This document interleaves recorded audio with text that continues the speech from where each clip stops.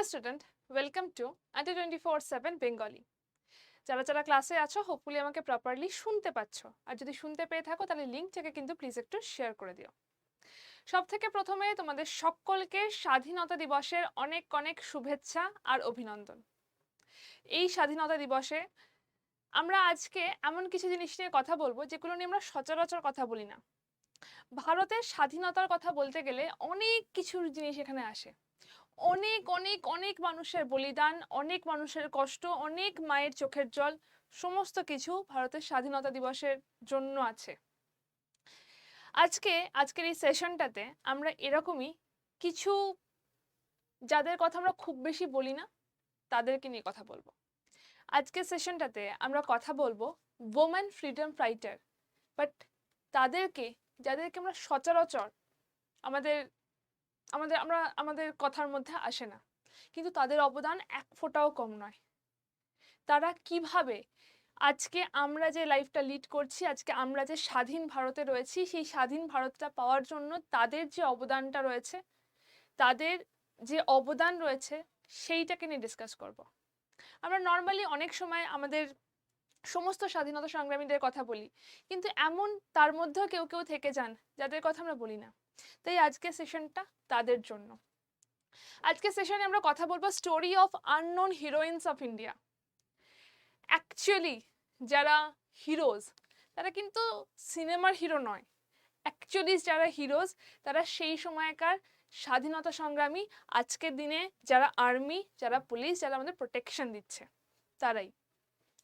তো আমরা সেই সমস্ত আননোন হিরোইন্সদের কথা বলবো যে বীরাঙ্গনারা পুরো ভারতের স্বাধীনতা আনার জন্য তাদের সবটুকু দিয়ে দিয়েছিলেন, কিন্তু অগোচরেই রয়ে গেছেন। আজকে তাদের দিন, আজকে তাদেরকে নিয়ে কথা বলবো। যারা যারা আছো সেশনটাকে প্লিজ একটু শেয়ার করে দিও। তোমাদের যতগুলো গ্রুপ রয়েছে, আজকে শুধু পড়াশোনার গ্রুপ নয়, আজকে সমস্ত গ্রুপে একটু শেয়ার করে দাও, কারণ এই সেশনটা সবার জানা উচিত। যাদের কথা আমরা জানি না তাদের কথা জানানো উচিত। স্টার্ট করা যাক আজকের সেশন।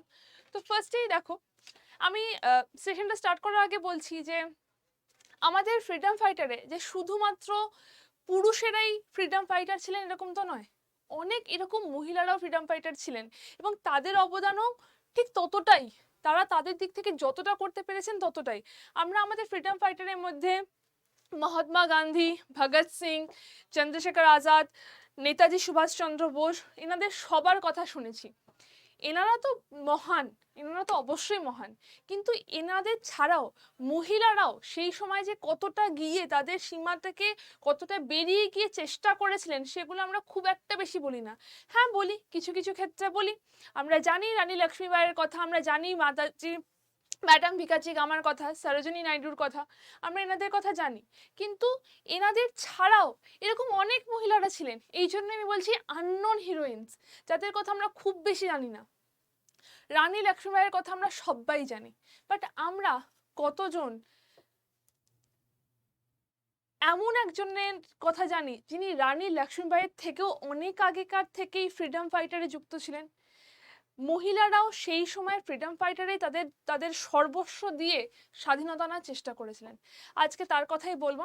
আজকে প্রথম আমি শুরু করছি কিট্টুর রানী চিন্নাম্মার কথা। কিট্টুর রানী চিন্নাম্মা, তিনি জন্মগ্রহণ করেছিলেন কর্ণাটকাতে। তিনি কর্ণাটকার কিট্টুরের রানী ছিলেন। কর্ণাটকার কিট্টুরের তিনি রানী ছিলেন। তিনি সর্বপ্রথম, যদি বলা হয় একদম প্রথম, কিট্টুরের রানী চিন্নাম্মা সর্বপ্রথম ব্রিটিশদের এগেনস্টে আন্দোলন শুরু করেন। কিসের জন্য আন্দোলনটা শুরু হয়েছিল? কিট্টুরের রানী চিন্নাম্মা জন্মগ্রহণ করেছিলেন 1778-এ, মানে সেটা কিন্তু অনেক আগে। তিনি জন্মগ্রহণ করেছিলেন 1778-এ, এবং তিনি জন্মগ্রহণ করেছিলেন কর্ণাটকাতে। তার সাথে তার বিয়ে হয়েছিল, বা তিনি রানী হয়ে গেছিলেন কিট্টুরে, এবং মালাসারাজ দেশাইয়ের সাথে তার বিবাহ হয়। বিবাহের পরে তাদের একটা সন্তান হয়, কিন্তু আনফর্চুনেটলি সেই সন্তান মারা যায়। সন্তান মারা গেলে সেই সময় যে সত্যবিলোপ নীতি ছিল, যেটাকে আমরা নর্মালি জেনে থাকি ডক্ট্রিন অফ ল্যাপস নামে যে সত্যবিলোপ নীতি ছিল, যে যদি কোনো রাজার নিজস্ব সন্তান না থাকে সে কোনো বাচ্চা অ্যাডাপ্ট করতে পারে কিন্তু তার জমিদারিটা ব্রিটিশদের কাছে চলে যায়। তো সেই রুল অনুযায়ী কিট্টুরটা চলে যাচ্ছিল ব্রিটিশদের কাছে। তার এগেনস্টে সর্বপ্রথম রানী লক্ষ্মীবাইয়ের থেকেও আগে কিট্টুরের রানী চিন্নাম্মা আন্দোলন করেছিলেন। এবং এটা কিন্তু খুব একটা ছোটখাটো আন্দোলনের কথা নয়, এটা কিন্তু যথেষ্ট বড় লেভেলের একটা আন্দোলন সেই সময় হয়েছিল। তোমরা যদি দেখো দ্য ব্রিটিশ ফোর্স, মানে এখানে তার যে ছোট ফোর্স ছিল সেই ফোর্স দিয়ে তিনি ব্রিটিশদের ফোর্সকে একেবারে ড্যামেজ করেছিলেন। এবং সেটা সালটা হচ্ছে 1824, মানে রানী লক্ষ্মীবাইয়েরও অনেক আগে 1824-এ এই আন্দোলনটা হয়েছিল। এবং ব্রিটিশরা আস্তে আস্তে আস্তে আস্তে তারা পিছু হটছিল। এরকম সময় কিছু ছলে বলে কৌশলে ব্রিটিশরা তাদের জায়গাতে চলে যায় এবং এবং এই যে তোপ ছিল, তোপের যে গোলাগুলো হয় সেই গোলাগুলোকে পরিবর্তন করে সেখানে ভুসি নোংরা এরকম কিছু রেখে দেওয়া হয়, মানে বিট্রে করা হয়, কিট্টু চিনামাকে বিট্রে করা হয় এবং তার জন্য তিনি বিট্রেড হন এবং তার জন্য তাকে এই পুরো সংগ্রামটা থেকে হেরে যেতে হয়। কিন্তু একদম প্রথম রানী লক্ষ্মীবাইয়ের থেকেও আগে যদি কোনো রানী, যদি কোনো মহিলা তার বীরাঙ্গনার পরিচয় দিয়ে থাকেন, তিনি কিন্তু ছিলেন চিনাম্মা। তিনি তার রাজ্যের জন্য একটা ছোট্ট ফোর্স নিয়ে ব্রিটিশ সাম্রাজ্যের এগেনস্টে কথা বলেছিলেন এবং তিনি হয়তো সাকসেসফুলও হতেন যদি এই ট্রেটাররা না থাকতো।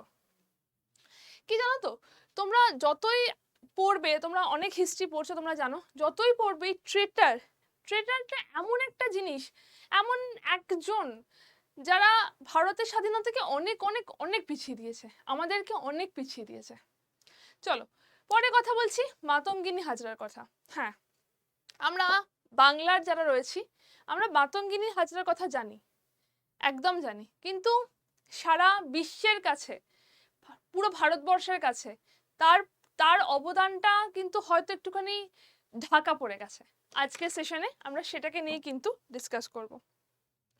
মাতঙ্গিনী হাজরার কথা যদি বলা হয়, মাতঙ্গিনী হাজরা, তাকে গান্ধী বুড়ি নামে তিনি পরিচিত। মাতঙ্গিনী হাজরা পরিচিত হচ্ছে গান্ধী বুড়ি নামে।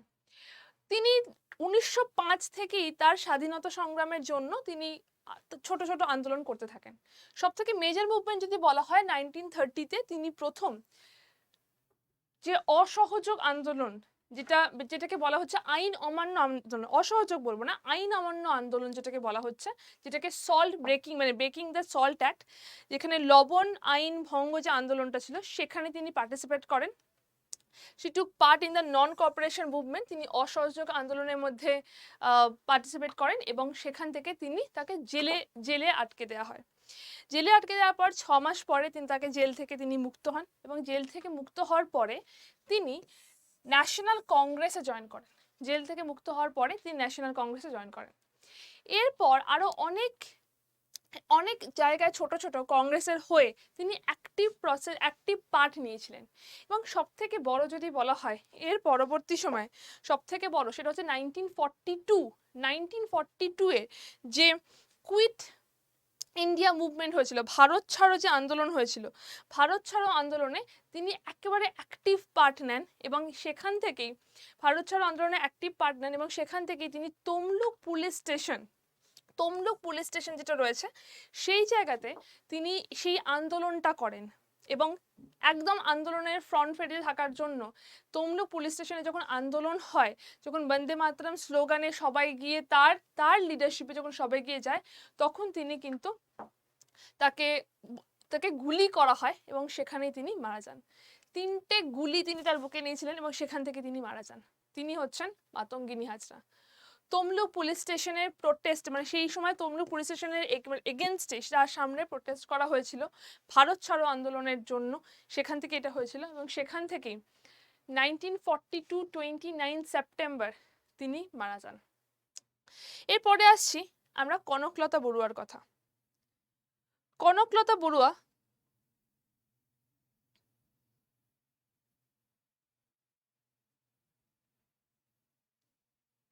এরপরে আসছি কনকলতা বড়ুয়ার কথা। কনকলতা বড়ুয়ার কথা যদি বলা হয় তাকে বীরবালা বলা হয়। বীরবালা তার পুরো জীবনটা খুব ছোট ছিল, কিন্তু খুব মানে মানে ছোট ছিল, মানে টাইম অফ তার লাইফ স্প্যানটা খুব অল্প, কিন্তু তিনি যা করে গেছেন, তিনি ভারতবাসীদের জন্য যা করে গেছেন সেটা কিন্তু বিশাল বড়। তিনি বীরবালা নামে পরিচিত ছিলেন। তিনি 1942-তে যে ভারত ছাড়ো আন্দোলন হয়েছিল, সেই আন্দোলনে তিনি একটা মহিলা রেজিমেন্ট তৈরি করেছিলেন, এবং যে এই যে যে রিজিয়নটাতে তিনি বিলং করতেন, আসামের যে রিজন থেকে তিনি বিলং করতেন, সেখানে যত ফিমেল ভলেন্টিয়ার রয়েছে তাদেরকে নিয়ে তিনি একটা গ্রুপ বানিয়েছিলেন ব্রিটিশদের এগেনস্টে। যত ফিমেল ভলেন্টিয়ার রয়েছে তাদেরকে নিয়ে বারাংবাড়ি রিজিয়নে তিনি একটা গ্রুপ বানিয়েছিলেন ব্রিটিশদের এগেনস্টে। তাদের মেন যে উদ্দেশ্য ছিল, সেই উদ্দেশ্যটা হচ্ছে সেই জায়গাতে আসামের যে গোরপুর পুলিশ স্টেশন রয়েছে, যেটা পুলিশ ডমিনেটেড পুলিশ স্টেশন রয়েছে, সেখানে পুলিশদের বা ব্রিটিশদের ফ্ল্যাগটাকে নামিয়ে ইন্ডিয়ান ফ্ল্যাগ হোস্ট করা ছিল তাদের উদ্দেশ্য। এইটা তাদের উদ্দেশ্য ছিল, এবং এই উদ্দেশ্যে যখন তারা মানে কুইট ইন্ডিয়া মুভমেন্টে বা ভারত ছাড়ো আন্দোলনে যখন তারা এই স্লোগান নিয়ে, যে ইংরেজ ভারত ছাড়ো, এবং সেই স্লোগান নিয়ে যখন তারা এখানে এগিয়ে যায়, তখন বীরবালার সাথে ব্রিটিশদের বা বীরবালার যে ভলেন্টিয়ার রয়েছে তাদের সাথে ব্রিটিশদের একটা সংঘর্ষ হয়, এবং এই সংঘর্ষে ব্রিটিশরাই জিতে যায় অবশ্যই ভাবে, কারণ তাদের ফোর্স অনেক বেশি, তারাই জিতে যায়। কিন্তু সেখান থেকে ব্রিটিশদের এগেনস্টে বলার জন্য তাদেরকে সেখানে ফায়ার করা হয়, এবং বীরবালা সেখানেই মারা যান। আমি প্রথমে বললাম না যে তার বয়সটা ছোট ছিল, 18 বছর বয়স। 18 বছর বয়সে তিনি এটা করেছিলেন। 18 বছর বয়সে তিনি ব্রিটিশদের গুলি খেয়ে প্রাণ হারিয়েছিলেন ভারতের স্বাধীনতার জন্য। ইনি ছিলেন বীরবালা। চলো, আমি বলছি এবং আমার বলতে বলতে না গায়ে মনে হচ্ছে কাঁটা দিচ্ছে। মানে একটা 18 বছরের মেয়ের মধ্যে কতটা সাহস, কতটা শক্তি, কতটা মনের জোর থাকতে হয় এই জিনিসটা করার জন্য। চলো পরেরটাতে আসি। পরেরটাতে আমরা কথা বলবো লক্ষ্মী সেহগালের কথা। লক্ষ্মী সেহগালের কথা হয়তো অনেকে জানো। লক্ষ্মী সেহগালকে ক্যাপ্টেন লক্ষ্মী সেহগাল হিসাবে অনেকে জানো। তার পুরো জার্নি যদি বলা হয়, তিনি প্রথমে দেশের একজন ডাক্তার হিসাবে তিনি তার ফ্রিডম ফাইটারের জার্নি শুরু করেছিলেন। তিনি সিঙ্গাপুর থেকে, তিনি মেইনলি তিনি পার্টিসিপেট করেছিলেন বা অ্যাক্টিভ পার্টিসিপেশন ছিল সিঙ্গাপুরে। সিঙ্গাপুর থেকে তিনি পার্টিসিপেট করেছিলেন, এবং এরকমই সময় তার সাথে পরিচয় হয়েছিল সুভাষচন্দ্র বোস। এবার সুভাষচন্দ্র বোস হচ্ছে এমন একজন যাকে মানে যার সান্নিধ্যে যে আসবে সে ইনফ্লুয়েন্স হবেই। তিনি তিনি এমন জায়গার একটা মানুষ, তিনি যে জায়গাতে ভারতবর্ষকে দেখতে চেয়েছিলেন, ভারতের প্রতি যাদের ভালোবাসা রয়েছে তারা তাকে দেখেও আরো উদ্বুদ্ধ হবেন। তো সেই সময় তার সাথে আলাপ হয়েছিলেন সুভাষচন্দ্র বোসের, এবং তিনি জানিয়েছিলেন যে তিনি ভারতবর্ষের স্বাধীনতার জন্য কিছু করতে চান। এবং এইটা শুনে সুভাষচন্দ্র বোস অবশ্যই ভাবে, সুভাষচন্দ্র বোসও তখন চেয়েছিলেন যে মহিলাদের নিয়ে একটা একটা রেজিমেন্ট গড়ে তুলতেন, এবং সেই সময় তিনি লক্ষ্মী সেহগালের কথায় একেবারে রাজি হয়ে গিয়ে তাকে যে সেই সময় যে মহিলা যে রেজিমেন্ট ছিল তার প্রধান তাকে করে দেয়, এবং সেই মহিলা রেজিমেন্টের নাম ছিল রানী লক্ষ্মীবাই। ওই রেজিমেন্টটার নামই ছিল রানী লক্ষ্মীবাই, তার হেড করে দেন, এবং সেই কারণেই তিনি লক্ষ্মী সেহগাল ক্যাপ্টেন লক্ষ্মী নামে পরিচিত হন। সেই সময় তিনি ক্যাপ্টেন লক্ষ্মী নামে পরিচিত হন। ক্যাপ্টেন লক্ষ্মী যদি বলা হয়, তিনি তার তার অনেক অবদান রয়েছে। তিনি 1944-এ বার্মার মাধ্যমে ঢুকে ভারতের নর্থ ইস্টে আক্রমণ করবেন, এটা তিনি ভেবে রেখেছিলেন। কিন্তু সেই সময় যে ইম্ফল ব্যাটেল হয়েছিল, সেই ইম্ফল ব্যাটেলে ব্রিটিশরা তাদেরকে একেবারে পরাস্ত করে, এবং তাকে জেলে নিয়ে চলে যায়, তাকে অ্যারেস্ট করা হয়। 1945 তাকে অ্যারেস্ট করা হয়। এরপর কিছু মাস পরে তিনি আবার বেরিয়ে যান, এবং এর পরবর্তী সময় 1946-এ তাকে ভারতে পাঠিয়ে দেওয়া হয়। এবং এর পরবর্তী সময় তিনি একজন ডাক্তার হিসাবে, তিনি একজন ক্যাপ্টেন হিসাবে দুটো দিক থেকে ভারতের সেবা করেছিলেন, ভারতের স্বাধীনতা সংগ্রামে তিনি লড়েছিলেন দুটো দিক থেকে, ভারতের স্বাধীনতা সংগ্রামে তিনি লড়েছিলেন, ক্যাপ্টেন লক্ষ্মী। চলো পরেরটাতে আসছি, তারা রানী শ্রীবাস্তব। এবার আমি শিওর অনেকে তার নাম জানো না, তারা রানী শ্রীবাস্তব কে ছিলেন। এইটা যে সময়ের কথা আমরা বলছি, আমরা স্বাধীনতার আগের কথা বলছি। এবার সেই সময় তোমরা সিচুয়েশনটা ভাবো, সেই সময় ভারতের সিচুয়েশনটা ভাবো যে কিরকম ছিল। মেয়েরা কি বাইরে বেরিয়ে আজকের মতো যেরকম সবাই মেয়েরা একটা ইকুয়াল জায়গা, সেই সময় কি সেটা ছিল? সেই সময়ের কথা আমরা বলছি, কি তারও আগের কথা আমরা বলছি। আমরা 1800 শতকের কথা বলছি, 1824-এর কথা বলছি, চিনাম্মার কথা, সেই সময়ের কথা বলছি। তারা রানী শ্রীবাস্তবা একজন হাউসওয়াইফ ছিলেন। তার ডেডিকেশনের লেভেলটা ভেবো, তুমি শুধু ভেবো না যে ঠিক আছে এটা হয়েছে, তিনি তার দিক থেকে কতটা করেছিলেন তুমি শুধু সেটা ভাবো। তারা রানী শ্রীবাস্তবা তিনি একজন হাউসওয়াইফ ছিলেন। তার বিয়ে হয়েছিল ফুলেন্দু বাবুর সাথে, ফুলেন্দু বাবুর সাথে তার বিবাহ হয়েছিল। এবং ফুলেন্দু বাবু এবং মানে একই যেহেতু মেন্টালিটি, একই তারা এই যে স্বাধীনতা সংগ্রামের যে মেন্টালিটি, সেখান থেকেই তারা দুজনে ছিলেন। এবং তার রানী শ্রীবাস্তবা তিনি তাদের মেন উদ্দেশ্যটা যেটা ছিল সেটা হচ্ছে যে সাওয়ান পুলিশ স্টেশন যেটা রয়েছে তাতে গিয়ে বন্দে মাতরম স্লোগান দেওয়া এবং সাওয়ান পুলিশ স্টেশনেও ভারতের পতাকা উত্তোলন করা, এটা তাদের উদ্দেশ্য ছিল।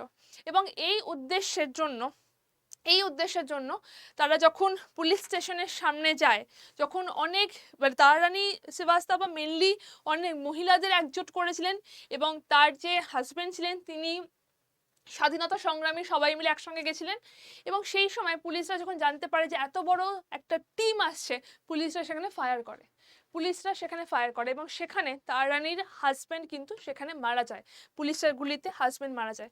এবার একটা জিনিস ভাবো, একটা মহিলা যার আর কিছু নেই, তার হাজবেন্ড ওখানে গুলিতে মারা গেছেন, সেই রকম সময় তারা রানী শ্রীবাস্তবা কিন্তু ছেড়ে যাননি। তিনি তার হাজবেন্ডকে মৃত্যুশয্যায় প্রমিস করেছিলেন যে যতক্ষণ আমার প্রাণ আছে আমি ভারতের স্বাধীনতার জন্য থাকব, যতক্ষণ আমার প্রাণ আছে আমি ভারতের স্বাধীনতার জন্য থাকব। তিনি তার হাজবেন্ডকে মৃত্যুশয্যায় এটা প্রমিস করেছিলেন। এবং তারপরও তিনি কিন্তু আন্দোলন চালিয়ে যান এবং তিনি তার দিক থেকে যতটা হতে পারে সেই আন্দোলন তিনি চালিয়ে গেছিলেন এবং পরবর্তীকালে তিনিও পুলিশের গুলিতে মারা যান। এই ছিলেন তারা রানী শ্রীবাস্তবা। তোমাদের মনে হতে পারে হয়তো যে ছোট ছোট করে আন্দোলন হয়েছিল, সাকসেসফুল খুব একটা হয়নি, কিন্তু এই আন্দোলন কতজন করতে পারে, কতজন এই আন্দোলনের মধ্যে থাকতে পারে? তারা যে পরিমাণ আন্দোলন করেছিলেন, তারা তাদের জায়গা থেকে এক্সট্রিম বেরিয়ে গিয়ে সেটা করেছিলেন এবং তারা করেছিলেন বলেই আজকে আমরা এই জায়গাতে দাঁড়িয়ে কথা বলতে পারছি, আজকে আমরা এই জায়গাতে দাঁড়িয়ে রয়েছি। না হলে আমরা কোথায় থাকতাম সত্যি কেউ বলতে পারছে না, হয়তো এখনো সেই পর্দা প্রথা চলে যেত। চলো পরেরটাতে আসছি, প্রীতিলতা ওয়াদ্দেদার। এনার কথা আমরা জানি, স্পেশালি যারা বাংলাদেশের ভাই বোনেরা রয়েছেন তারা তো অবশ্যই জানি। প্রীতিলতা ওয়াদ্দেদার চিটাগংয়ে জন্মগ্রহণ করেছিলেন, যেটা এখন বর্তমানে বাংলাদেশে। তিনি চেয়েছিলেন, তিনি প্রথমেই একটা এজেন্সিতে তিনি জয়েন করেছিলেন বা একটা গ্রুপে তিনি জয়েন করেছিলেন, যেটাকে দীপালি সংঘ বলা হয়। একটা অর্গানাইজেশনে তিনি জয়েন করেছিলেন যেখানে বিভিন্ন ধরনের ফাইটিং টেকনিক শেখানো হয়েছিল। তিনি চেয়েছিলেন মাস্টারদা সূর্য সেনের গ্রুপে জয়েন করতে, কিন্তু সেই সময় তাকে গ্রুপে জয়েন করতে দেওয়া হয়নি, কারণ সেটা মেনলি ছেলেদের জন্য ছিল। এর পরবর্তী সময় তিনি একদম প্রচণ্ড বেশি লেভেলে মানে হার্ড মিলিটারি ট্রেনিং নেন এবং সেখান থেকে তিনি আর্মড যে অর্গানাইজেশন রয়েছে, মাস্টারদা সূর্য সেনের যে আর্মড অর্গানাইজেশন রয়েছে সেখানে তিনি জয়েন করেছিলেন। এই যে মিলিটারি ট্রেনিং নিয়েছিলেন, এর পরবর্তী সময় তাকে একটা কাজ দেওয়া হয়। এই বাড়িটা এখনো রয়েছে, লোকজন এখনো এখানে গিয়ে দেখতে যায় যে কি হয়েছিল। এটা বাংলাদেশে রয়েছে, এখন এটাতে রয়েছে। তাই যখন এটা হয়েছিল তখন কি হয়েছিল, তাকে 7 থেকে 10 জনের একটা গ্রুপ দেয়া হয়েছিল। সেই গ্রুপটার কাজ কি ছিল, সেই গ্রুপটার ক্লাব ছিল যে এই যে ক্লাবটা রয়েছে এই ক্লাবের মধ্যে গিয়ে আন্দোলন করতে হবে, আন্দোলন না, ক্লাবের মধ্যে বেসিক্যালি এই ক্লাবটার বাইরে লেখা থাকতো dogs and Indians are not allowed. সেই সময় বাংলাদেশটা ভারতের পার্ট, মানে ভারতের জায়গাতে দাঁড়িয়ে বোর্ডের মধ্যে লেখা থাকতো dogs and Indians are not allowed. এইটা দেখেও যে মানুষের রক্ত গরম হবে না, তাকে আর কি বলা যায়। তো তার জন্য এই জায়গাতে তাদের ব্রিটিশারদের অ্যাটাক করার জন্য তার মানে প্রীতিলতা ওয়াদ্দেদারকে বলা হয়। এবং প্রীতিলতা ওয়াদ্দেদার তিনি হেড ছিলেন এবং তার আন্ডারে 7 থেকে 10 জন আরো মিলিটারি ছিল। প্রীতিলতা ওয়াদ্দেদার ছেলেদের পোশাকে, পুরুষের পোশাকে এখানে আন্দোলন করেন এবং অবশ্যই ভাবে ব্রিটিশদের ফোর্স অনেক বেশি থাকে, তারা তাদের এই যে মিলিটারি আন্দোলনটা হয় তাদের সেটাকে দমন করতে পারে, সেটাকে দমন করে নেয়। এবং সেটাকে দমন করার পরে যাতে প্রীতিলতা ওয়াদ্দেদার ব্রিটিশদের হাতে না আসে, সেই সময় প্রীতিলতা ওয়াদ্দেদার সায়ানাইড খেয়ে তার প্রাণ বিসর্জন দেয়, যাতে ব্রিটিশদের হাতে না আসে, যাতে সেখান থেকে টর্চার না হয়, মানে আরো কারোর কথা যাতে না হয়ে যায়, তাই জন্য তিনি তার প্রাণ দিয়ে দিয়েছিলেন। তো আমরা আমাদের, আমি যদি এই লিস্টটা বলি এখন সেই লিস্টটা আরো চলতেই থাকবে, আরো অনেক অনেক এরকম মহিলারা রয়েছেন যাদের অবদান হয়তো আমরা পুরোটা জানি না। আমরা হয়তো আমাদের এই স্বাধীনতাটা আজকে উপভোগ করতে পারতাম না যদি না তারা থাকতেন। আজকের এই সেশনে আমি একটা ছোট্ট একটা ট্রিবিউট দিতে চাইছি সেই সমস্ত আননোন হিরোইন্সদের, সত্যিকারে যারা হিরোইন্স, যারা যারা অ্যাকচুয়ালি হিরোইন্স এবং যারা অ্যাকচুয়াল হিরোজ অফ ইন্ডিয়া। আজকের এই ছোট্ট সেশনটা হোপফুলি তোমাদের ভালো লেগেছে। যদি ভালো লাগে থাকে তাহলে অবশ্যই সেশনটাকে একটু লাইক করে দিও। এবং আজকে পেজটা শেষ করবো না এইটা দিয়ে, আজকে পেজটা এইটা দিয়েই শেষ হবে। আজকের আমার সেশনটা এই ছবিটা দিয়েই শেষ হবে, তার কারণ আজকের দিনটা একটু অন্যরকম। আজকের দিনটা আমাদের তাদের অবদানটা মনে রাখা উচিত, না হলে আমরা হয়তো সেই জায়গার প্রপার উত্তরাধিকারী হতে পারবো না। সবাই ভালো থেকো, জয় হিন্দ, এবং স্বাধীনতা দিবসের অনেক অনেক শুভেচ্ছা আর অভিনন্দন আরও একবার। জয় হিন্দ।